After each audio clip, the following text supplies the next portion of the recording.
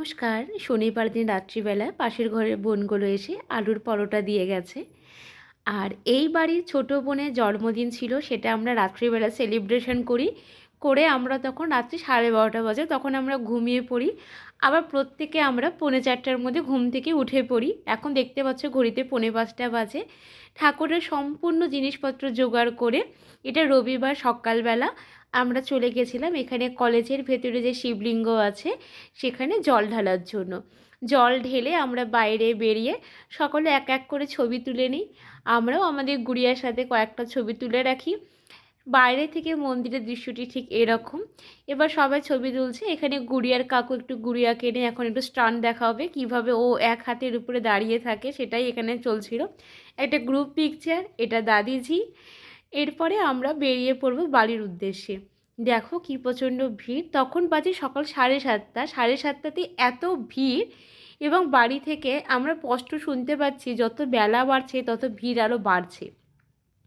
বাড়িতে এসে আমার শিব ঠাকুরকে খুব হালকা করে আজকে পুজো করে নিই, কারণ আমাদের বেঙ্গলের মত অনুসারে যেটা জানি আমি, সেটা রবিবার বিকেলবেলায় লাগবে আর সোমবার বিকেলে ছাড়বে।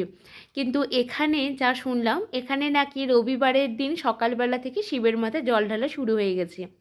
সুতরাং এখন এখানে থাকি, এখানকার মতন করে আমাদেরকে চলতে হবে। আর এই বাড়ির সকলে রবিবারে পুজো করেছে জন্য আমরা এদের সাথেই তালে তাল মিলিয়ে পুজোটা করে নিলাম।